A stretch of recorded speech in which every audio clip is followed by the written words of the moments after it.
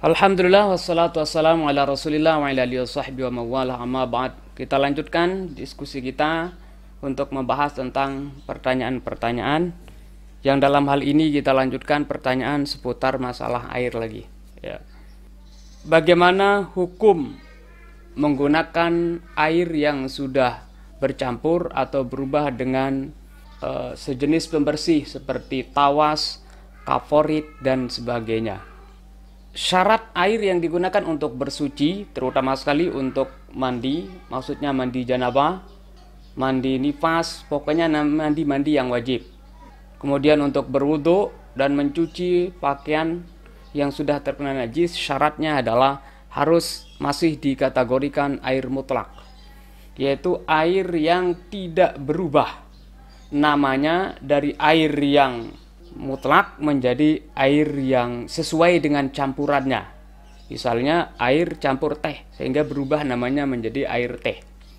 Air bercampur dengan kopi berubah namanya menjadi air kopi. Nah, sekarang bagaimana kalau air itu berubah dengan kaforit, berubah dengan tawas dan sejenisnya? Di sini dijelaskan di dalam kitab Qurratul Ain. Ini di dalam kitab ini ada pertanyaan-pertanyaan yang dilontarkan kepada Syekh Ismail Zain Al-Yamani.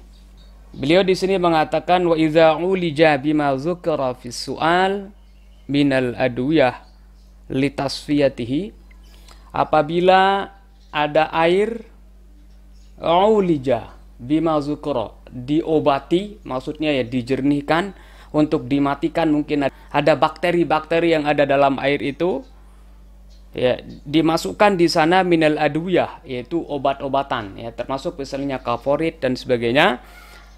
Tujuannya apa? Litasfiyatihi, untuk tasfiyah ya. Tujuannya adalah supaya lebih jernih ya. Air kalau dari tarukan misalnya tawas itu akan menjadi lebih jernih airnya. Tujuannya adalah karena zalika nau'at tarafuhin li ajli tanzif. Yang demikian itu tujuan utamanya itu adalah untuk tanzif, untuk membersihkan. La li ajli tathhir, bukan untuk mensucikan. Saya ulang, ini la li ajli tathhir, bukan tujuannya untuk tathhir, mensucikan. Artinya ada air yang najis, kemudian ditaruhkan obat-obatan itu atau pembersih tadi, kemudian menjadi suci, bukan begitu.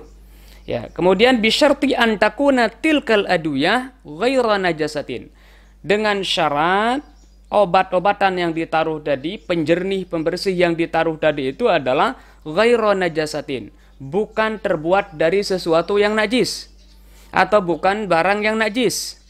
Wahina izin, maka pada saat ini fayasihul wudu'u, maka sah wudu', wasairu anwa'at taharati, dan semua bentuk-bentuk bersuci, baik itu mandi janabah, mandi nifas, mandi dari haid, kemudian apalagi mandi tabarrud, sekedar mendinginkan badan atau mencuci pakaian, sah bi'an bil ma'il mazkuri, dengan air yang disebut tadi, qablal mu'alajah au ba'daha, baik sebelum ditaruh tadi kaforitnya, tawasnya, au ba'daha, atau setelahnya.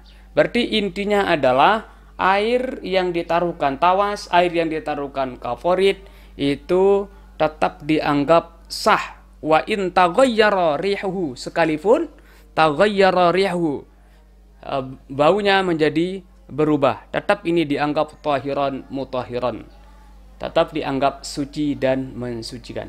Wallahu subhanahu wa ta'ala a'lamu bissawab.